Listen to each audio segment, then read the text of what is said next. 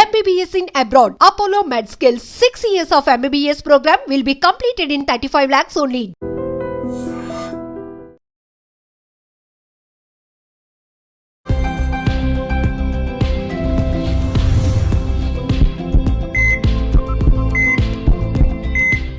నమస్తే మన ఆయుర్వేదం ప్రోగ్రామ్కి అందరికీ స్వాగతం. నేను మీ ఝాన్సీ. సో షుగర్ గురించి మనం చాలా చేస్తున్నాము. షుగర్ పేషెంట్స్ మేము ఏం తిన్నా కానీ తినకపోయినా కానీ షుగర్ పెరుగుతుంది అని చెప్తుంటారు. అంటే ఏం తినాలి? రైస్ తినొద్దు అంటుంటారు, షుగర్స్ తినొద్దు అంటున్నారు. షుగర్స్ మీన్స్ స్వీట్స్ ఇలాంటివి అవాయిడ్ చేయమని చెప్తుంటారు.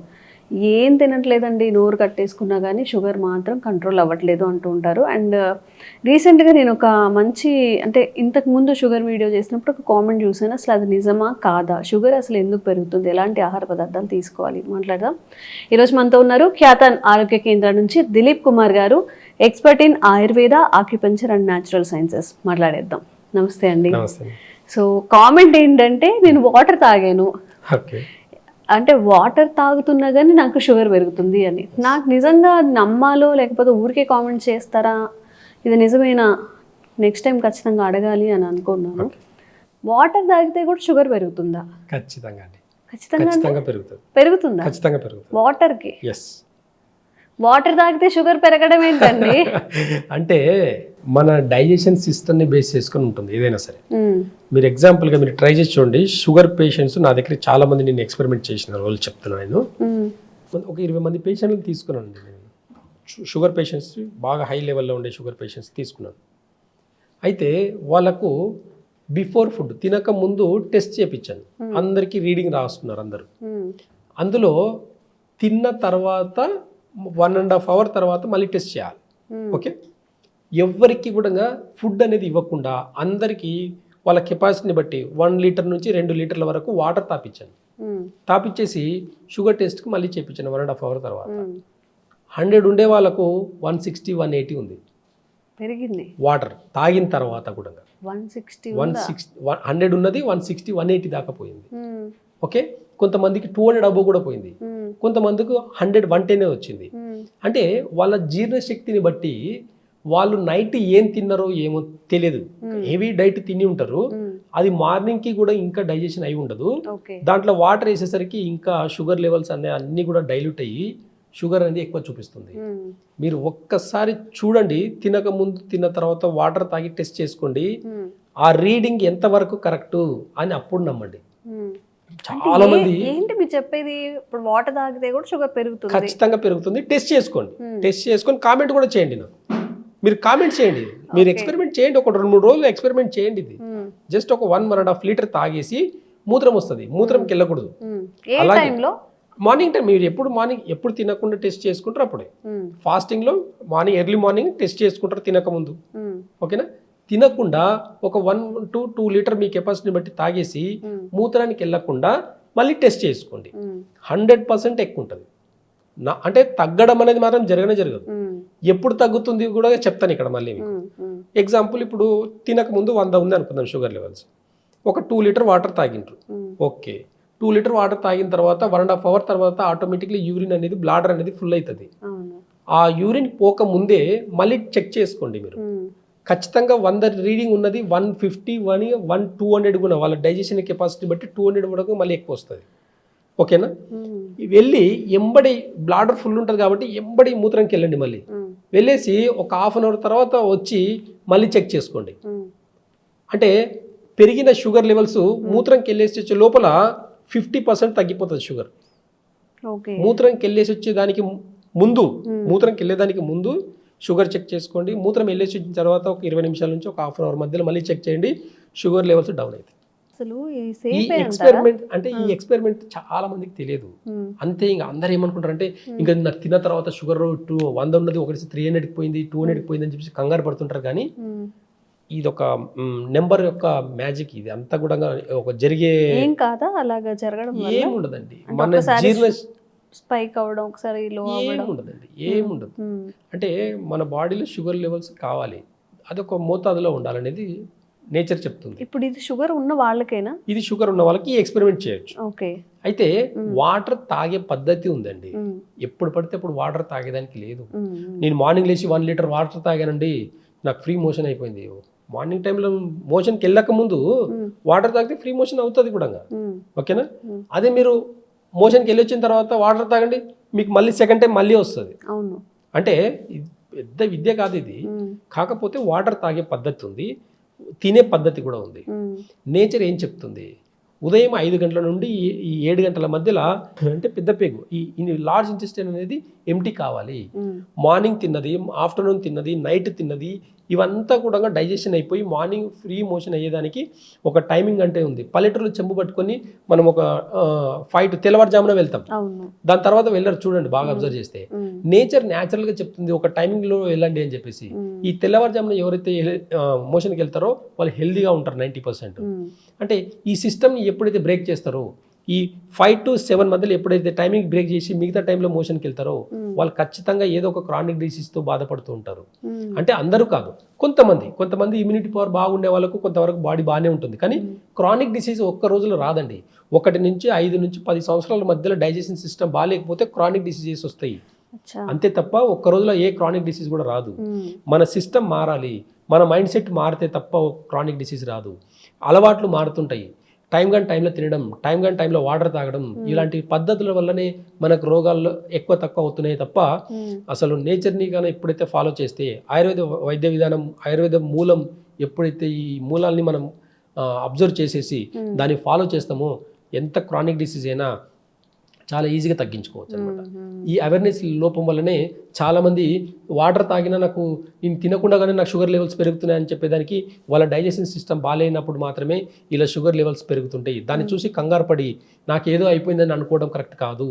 ఒక అవేర్నెస్ రండి, నాడీ వైద్య విధానం ఏం చెప్తుంది, నాడి ఏం చెప్తుంది, ఇంత పెద్ద బాడీకి ఒక ఆయుర్వేద వైద్యులు ఎలా సరిపోతారు, ఒక న్యాచురోపతి డాక్టర్ కూడా ఒక ఇంత పెద్ద బాడీకి ఎలా సరిపోతున్నారు, ఎలా అడ్వైస్ చేస్తున్నారు, న్యాచురోపతిలో ఏం డైట్ కరెక్షన్ చేస్తున్నారు, ఏ టైంలో తినమని చెప్తున్నారు, వాళ్ళు సాయంత్రం కానీ తినొద్దని ఎందుకు చెప్తున్నారు, సాయంత్రం టైంలో ఏ స్ప్రౌట్స్ తినాలి, ఏ టైంలో స్ప్రౌట్స్ తినాలి, ఎర్లీ మార్నింగ్ మాత్రమే స్ప్రౌట్స్ తినాలి. నేను మధ్యాహ్నం తింటా సాయంత్రం తింటా అంటే స్ప్రౌట్స్ కూడా డైజెషన్ కావు, ఎందుకంటే అవన్నీ సోక్ చేసినవి ఉంటాయి. అంటే హెవీ డైట్ అనమాట అది. స్ప్రౌట్స్ అనేటివి ప్రోటీన్ ఫుడ్, అంతా కూడా హెవీ డైట్, దానికి చాలా టైం పడుతుంది డైజెషన్ అవ్వడానికి. దాంతోపాటు మనం డ్రై ఫ్రూట్స్ కానివ్వండి, ఇలాంటి స్ప్రౌట్స్ తిన్నప్పుడు కానీ అవి తిన్న ఒక 3-4 అవర్స్ తర్వాత వాటర్ కంటెంట్ ఎక్కువ తీసుకోవాలి. అప్పుడే ఈజీగా డైజెషన్ అవుతుంది. అప్పుడే మన బాడీకి ఆ ప్రోటీన్, ఆ విటమిన్స్ అన్ని కూడా బాడీకి అందుతాయి. అంతవరకు అందవు. చాలా మంది అనుకుంటారు నేను స్ప్రౌట్స్ తింటా, సలాడ్స్ తింటా నేను, అయినా నాకు ప్రాబ్లం ఉంది అని అంటే టైం కానీ టైంలో తినడం వల్ల, టైం కానీ టైంలో ఏదంటే అదే తినడం వల్ల కానీ ప్రాబ్లమ్స్ వస్తాయి. ఒక టైమింగ్ సెన్స్ ఉంది. నాడి పంచభూత వైద్యం అనేది ఒక టైం ఉంది, దానికి ఎమోషన్స్ కూడా ఉన్నాయి. ఈ ఎమోషన్స్ కూడా ఏం చెప్తున్నాయి అనేది కూడా ఇక నాడీ వ్యవస్థలో చాలా ఇంపార్టెంట్. నా దగ్గర వచ్చి కొంతమంది పేషెంట్స్ వస్తుంటారు, ఇలా నాడి పట్టుకొని ఏంటంటే ఇంతగానం బాధపడుతున్నారు మీరు, ఎందుకు ఇంత ఏడుపు వస్తుంది మీకు, ఎవరు లేనప్పుడు ఎందుకు ఏడుస్తున్నారు అని చెప్పేసరికి వాళ్ళకి అప్పటిదాకా అర్థం కాకుండా ఏంటి సార్ నేను 4 గోడల మధ్యలో ఏడ్చింది కూడా సార్ చెప్పగలుగుతున్నాడు అని చెప్పేసి చాలా మంది షాక్ అయిన వాళ్ళు ఉన్నారు. అంటే వాళ్ళ నాడీ వ్యవస్థలో లంగ్స్లో ఎక్కడైనా ప్రాబ్లం ఉంటే అది దుఃఖాన్ని క్రియేట్ చేస్తుంది, వాళ్ళ లివర్లో ప్రాబ్లం ఉంటే కోపాన్ని, ఇరిటేషన్ని క్రియేట్ చేస్తుంది, ఎవరికైతే కిడ్నీలో ప్రాబ్లం ఉంటుందో వాళ్ళకు భయాన్ని క్రియేట్ చేస్తుంది. అందుకే ఈ నాడీ వ్యవస్థ గుణం కూడా చెప్తుంది అనమాట, బాడీ యొక్క గుణాన్ని కూడా చెప్తుంది, ఎమోషన్ని కూడా చెప్తుంది. దానికి తగినట్టుగా ట్రీట్మెంట్ ఏందనేది కూడా నాడీ వ్యవస్థలో, ఆయుర్వేద వైద్య విధానంలో, నేచర్ క్యూర్లో చాలా మంచి ఎక్స్ప్లెనేషన్ ఉన్నాయి. ఆ వైద్య విధానాన్ని చేసుకుంటూ ఈరోజు ఇక్కడ దాకా. కిడ్నీలు, లివర్, మన లంగ్స్ మన ఎమోషన్ని కూడా తెలియజేస్తాయి. స్టమక్, హార్ట్, ఇవన్నీ కూడా మనం అనుకుంటాం హార్ట్ ప్రాబ్లం ఉండే వాళ్ళకే హ్యాపీగా ఉండాలనుకుంటారు, జాయిగా ఉండాలనుకుంటారు. కొంతమంది ఆపోజిట్ ఏంది అని అంటే హ్యాపీకి ఆపోజిట్ ఈగో. ఈ ఈగో ప్రాబ్లం ఉండే వాళ్ళకు ఖచ్చితంగా హార్ట్లో ఇంబ్యాలెన్స్ ఉంటుంది. బాగా చూడండి, వాళ్ళ సంతోషం కోసం వాళ్ళు ఏమైనా స్ట్రిక్ట్గా చాలా డిసిషన్ తీసుకునేది అంటే ఈ హార్ట్ ప్రాబ్లం వాళ్ళే. చాలా మంది అంటారు నీకు అసలు గుండెనే లేదు, ఇంత కూడా కనికరం కూడా లేదని అంటారు. అంటే ఈగో ఉండే వాళ్ళకి కనికరం ఉండదండి. అంటే ఇది హార్ట్ యొక్క గుణం, ఇది అలా చెప్తుంది. ఈ చిరాకు ఇవన్నీ కూడా మనం ఎగ్జాంపుల్ చూడండి, చాలా మంది లివర్ ప్రాబ్లం వచ్చేసి కోపడుతుంటారు. లివర్ ప్రాబ్లం వచ్చినప్పుడు చిరాకు, కోపం, ఇవన్నీ ఇన్ఫినిటీ కాంప్లెక్స్ ఇవన్నీ ఉంటాయి. కానీ చిన్నపిల్లలకు కూడా ఉంటుంది ఈ ప్రాబ్లం. చిన్నపిల్లలు కూడా ఇండైజెషన్ ప్రాబ్లం అయ్యి లివర్ ప్రాబ్లం అవ్వడం వల్ల కోపం చిరాకని చూపిస్తారు. పెద్దవాళ్ళ దాంట్లో ఏమంటారు, నీకు బీపీ ఎక్కువ ఉంది అందుకే నీకు ఇంతగానో మరుస్తున్నావు ఇంతగానో కోపడుతున్నావు అని చెప్పేసి అంటారు. కోపం అనేది లివర్కి సంబంధించింది అంతే తప్ప బీపీకి సంబంధించింది కాదు. బీపీ అనేది డిసీజ్ కాదు. బీపీ అనేది ఒక ప్రాసెస్ పేరు. బ్లడ్ ప్రెషర్, హార్ట్ ప్రెషర్తో అన్ని ఆర్గాన్స్కి బ్లడ్ ప్రెషర్ పంపిస్తుంది. అది ప్రాసెస్ పేరే తప్ప డిసీజ్ పేరు కాదు. బీపీని ఎవరు భయపడకండి. లాస్ట్ టైం ఒక చిన్న టిప్ చెప్పారు, 7 to 9 తినాలి, 9 to 11 అనేది ఫాస్ట్ చేయాలి షుగర్ ఉన్న వాళ్ళు, కంట్రోల్ అవుతుంది అని చెప్పి. ఇప్పుడు షుగర్ ఎక్కువగా అంటే బాగా స్పైక్ అవుతుంది అనుకోండి, వాళ్ళు డైట్ చేస్తున్నా కానీ, మరి అలాంటి వాళ్ళకి ఏం చెప్తారు? ఈ టైం టేబుల్ చెప్తానండి. మార్నింగ్ ఖచ్చితంగా ఈ బ్రహ్మముహూర్తంలో లేవండి. అంటే ఈ 3 o'clock నుంచి 5 o'clock మధ్యలో బ్రహ్మముహూర్తం అంటారు దాన్ని. అంటే అది లంగ్స్ టైం. లంగ్స్ టైం అంటే ఊపిరితిత్తుల యొక్క టైమింగ్ అనమాట అది. అంటే ప్రతి ఒక్కరు ఒకప్పుడు బ్రహ్మముహూర్తంలో లేచి వాళ్ళ పనులు అనేది స్టార్ట్ చేసుకునేది. యోగా చేసిన, సాధన చేసిన, మెడిటేషన్ చేసిన, ప్రాణాయామం చేసిన, ఈ టైంలో చేసిన వాళ్ళకు 100% రిజల్ట్ ఉంటుంది. వాళ్ళ 100% వాళ్ళ హెల్త్ని వాళ్ళ కంట్రోల్లో ఉంటుంది, వాళ్ళ బాడీ వాళ్ళ కంట్రోల్లో ఉంటుంది, వాళ్ళ మైండ్ సెట్ వాళ్ళ కంట్రోల్లో ఉంటుంది. బ్రహ్మముహూర్తం యొక్క విలువ అనేది మనం ఎక్స్పీరియన్స్ చేస్తే తప్ప తెలియదు, అది అనుభవించండి. ఆ టైంలో ఒక్కసారి ప్రాణాయామం చేసి చూడండి, ఈ ఊపిరితిత్తుల టైంలో యోగా చేసి చూడండి, ఆ ఊపిరితిత్తుల టైంలో ఒక్కసారి ధ్యానం చేసి చూడండి. మీకు ఎందుకు ఆ టైం తెల్లవారుజాము లేచి చదువుకోమని అంటే లేట్ నైట్ దాకా చదువుకునే బదులు నైట్ తొందరగా పడుకొని మార్నింగ్ లేచి ఒక్కసారి చదువుకొని చూడండి, ఆ పిల్లల మెమొరీ పవర్ చూడండి ఎంత ఇంప్రూవ్ ఉంటుంది. అంటే ఇలాంటి చాలా విషయాలు మనము అంటే ఈ మోడర్న్ సిస్టంలో లేట్ నైట్ తినడం, లేట్గా పడుకోవడం ప్యాషన్ అయిపోయింది. కానీ తెల్లవారుజామున మార్నింగ్ లేచేసి వాళ్ళ లైఫ్ స్టైల్ని మార్చుకుంటూ పోతే sugar, BP, thyroid, chronic disease ఒక లెక్క కాదండి అసలు. మనం మార్నింగ్ లేచినప్పటి నుండి ఈ లంగ్స్ టైంలో లేచి యోగా ప్రాణాయాలు చేసి దాని 7 to 9 మధ్యలో ఈ లార్జ్ ఇంటెస్టైన్ అంటే కాలకృతాలు అన్నీ కూడా చేసుకొని ఫ్రెష్ అప్ అయిపోయి 7 to 9 మధ్యలో కడుపు నిండా తిని 9 to 11 మధ్యలో ఫాస్టింగ్ చేస్తే 99% డిసీజెస్ రావండి. ఇది టైమింగ్స్. నేచర్ ఈ టైమింగ్స్నే చెప్పింది.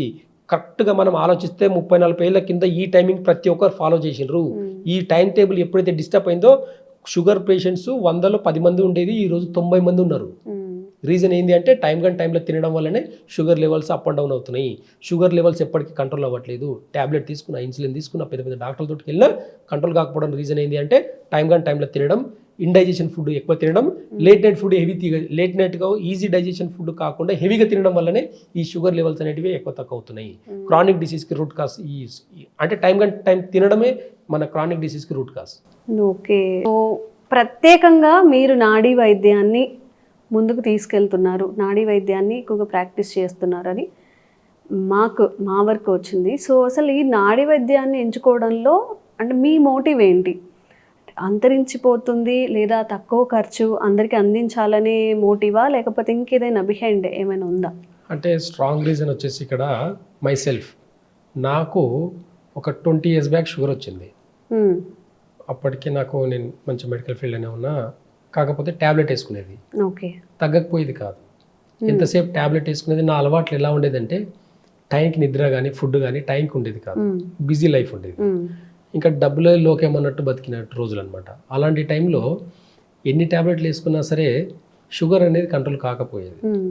అయితే మా తాత ముత్తాతలు నేర్పించిన ఒక విద్య నాకు ఎప్పుడు నా సబ్ కాన్షియస్లో, నా మైండ్లో ఎప్పుడు ఉండేది అనమాట. అయితే మా నాన్నగారు 80 ఏళ్ళు ఇప్పటికీ ఆయన నాడి చూసి వైద్యం చేస్తారు. అలాంటి విద్య మా తాత ముత్తాతల నుంచి వచ్చిన విద్యని అసలు దాన్ని మర్చిపోలేక దాన్ని అలాగే పట్టుకుంటూ కూడా నా బాడీని నేను సెట్ చేసుకోలేకపోయాను.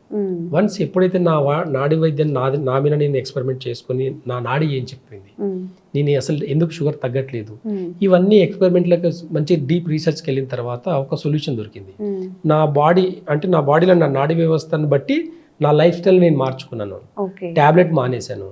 ట్యాబ్లెట్ మానేసిందే కాకుండా నేచర్ ఏం చెప్తుంది, నేచర్ యొక్క టైమింగ్స్ ఏంటి, నేచర్లో పంచభూతాల తత్వం మన బాడీ మీద ఎలా ఎఫెక్ట్ పడతాయి, నాడి చూసేసి వైద్యం చేసే విధానం అసలు ఏం చెప్పింది నాడి వైద్యం, ఆయుర్వేద వైద్యం ఏం చెప్పింది, ప్లస్ పంచభూతాలు ఏం చెప్తున్నాయి. ఇప్పుడు నేను యాక్యుపెంచర్ కూడా చేస్తున్నాను. యాక్యుపెంచర్లో కూడా నాడి వైద్యం అనేది ఉంది.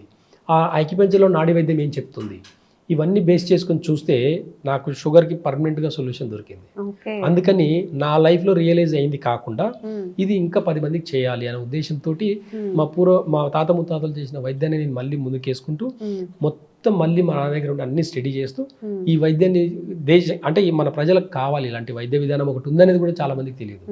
కాబట్టి కొన్ని డయాస్లో నేను అంటే ప్రాక్టీస్ చేస్తూ కూడా ఈ నాడీ వైద్యాన్ని ప్రాక్టీస్ చేసుకుంటూ పోయేసరికి ఆయుర్వేదం మీద యాక్యుపెంచర్ మీద నేచర్ మీద మంచి గ్రిప్ వచ్చింది. దాన్ని బేస్ చేసుకుని నాది నేను మంచిగా పెట్టుకుంటుంది కాక 10 మందికి జనాలకు కూడా ఇది ఉపయోగపడాలని చెప్పేసి చాలా మంది పేషెంట్స్కి వైద్యం చేయడం జరుగుతుంది. ఓకే. ఇప్పుడు మీ దగ్గరకు వచ్చే పేషెంట్స్ అందరినీ కూడా మీరు ఇలానే టెస్ట్ చేస్తారా? జస్ట్ నాడి చూసి వైద్యం చేస్తాను. ఓకే. అంటే ఎలాంటి టెస్ట్లు ఉండవు. కొంతమంది రిపోర్ట్స్ తీసుకొని వస్తారు, అవన్నీ బయట పెట్టరండి అని చెప్తాను అనమాట. అంటే అలాంటి సిస్టమ్ లేదు. ఫస్ట్ ఆఫ్ ఆల్ మనం ఎగ్జాంపుల్ ఒక 100 ఏళ్ళకి తీసుకుంటే ఏ మిషనరీ లేదు, ఏ ల్యాబ్ లేదు, ఏమీ లేవండి అసలు. మరి అంతకుముందు కూడా రోగాలు ఉన్నాయి, జనాలు ఉన్నారు, డాక్టర్లు ఉన్నారు, అందరు ఉన్నారు. ఎలా మరి అప్పుడు వైద్యం చేసేది? ఇప్పుడంటే ఎంఆర్ఐ స్కాన్ వచ్చింది, బ్లడ్ టెస్ట్లు వచ్చినాయి. 100 ఏళ్ళ కిందికి వెళ్ళి మరి అప్పుడు కూడా మెడికల్ సిస్టమ్ ఉంది, ఆయుర్వేద వైద్య విధానాలు అన్నీ ఉన్నాయి. మరి ఎలా ఐడెంటిఫై చేసేది? సూపర్ఫిషియల్ అంటే మనం అనుకుంటున్న టెక్నాలజీ పెరుగుతుంది మనం అనుకుంటున్నాం, కానీ మనం ప్రతిదానికి ఒక మిషనరీ మీద డిపెండ్ అవుతున్నాం అనేది మర్చిపోవద్దు. ఎందుకంటే ఎప్పుడైతే డిపెండెన్సీ వస్తుందో మన స్వయంగా మన ఆలోచన శక్తిని కూడా మనం మర్చిపోతాం. మిషనరీ ఆలోచించడం మొదలు పెడుతుంది. ఒక మిషనరీని కూడా ఒక మనిషి క్రియేట్ చేసిందన్న ఒక బేసిక్ నాలెడ్జ్ కూడా లేకుండా పోతుంది చాలా మంది జనాలకు.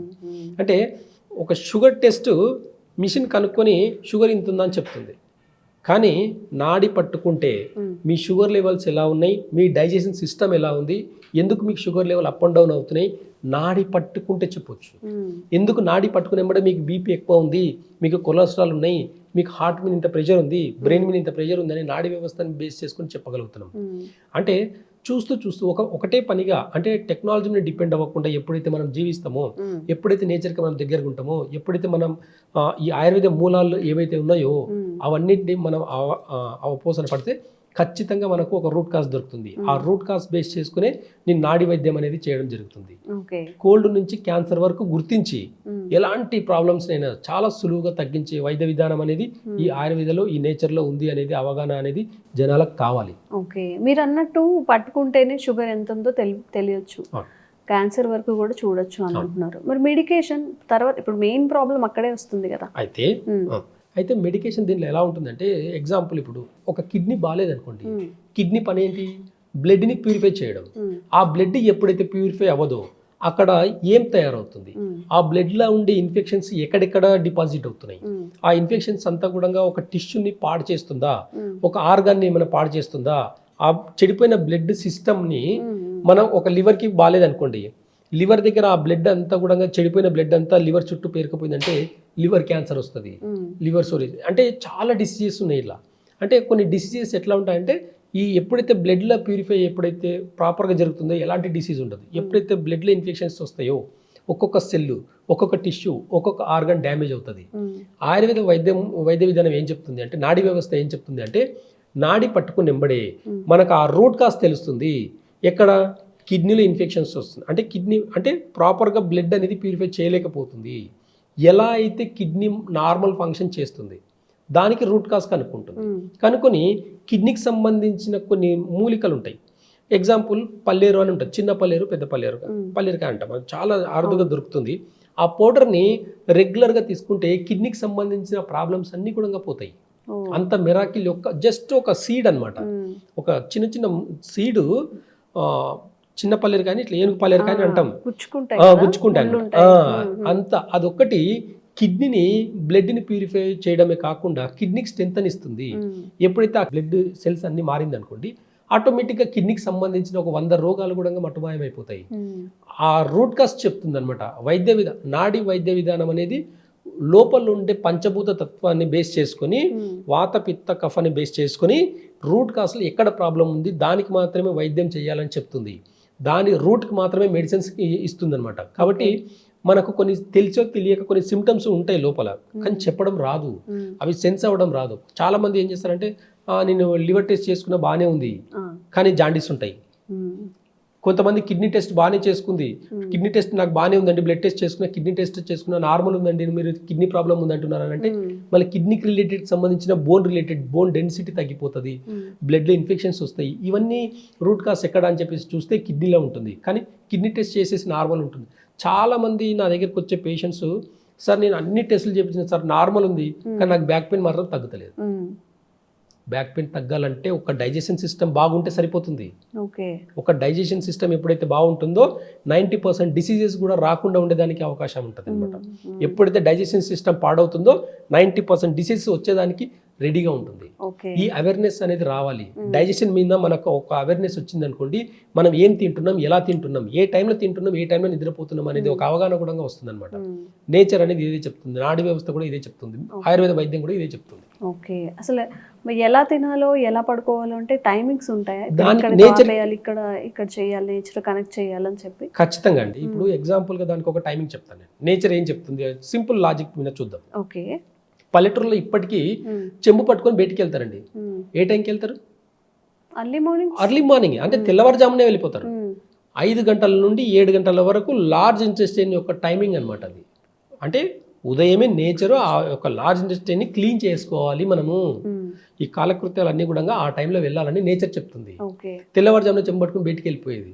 అంటే ఆ ఒక టైమింగ్ ఏదైతే ఉందో ఆ టైమింగ్ని ఇప్పుడు మనం పాటిస్తున్నామా? ఎందుకు పాటించట్లేదు? వాష్రూమ్స్ అన్ని మన ఇంట్లో అయిపోయేసరికి ఏ టైం కన్నా వెళ్దాంలే అని చెప్తుంది. కానీ నేచర్ అలా చెప్పట్లేదు. తెల్లవారుజామున ఖచ్చితంగా కాలకృత్యాలు అనేది మోషన్కి వెళ్ళేసి క్లీన్ అయ్యి రెడీ అవ్వాలని చెప్తుంది.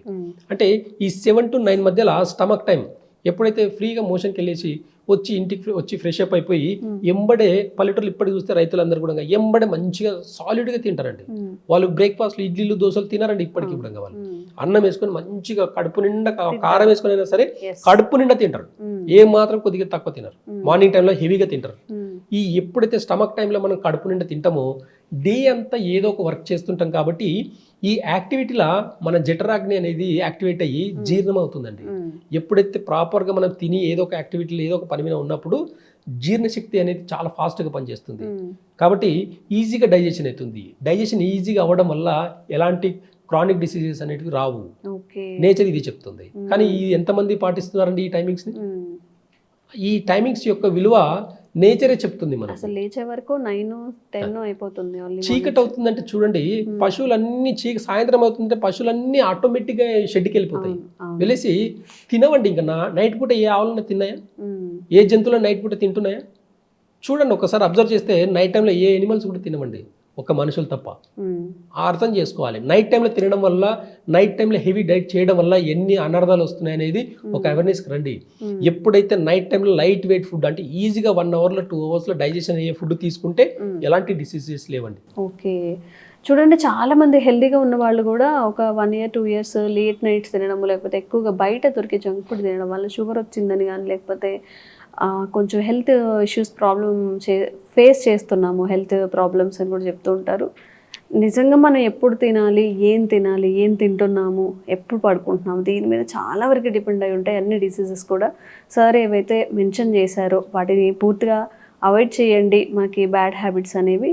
అండ్ ఇలాంటి అవేర్నెస్ కల్పించే వీడియోస్ చేస్తూనే ఉంటాము. థ్యాంక్ యూ సో మచ్ అండి.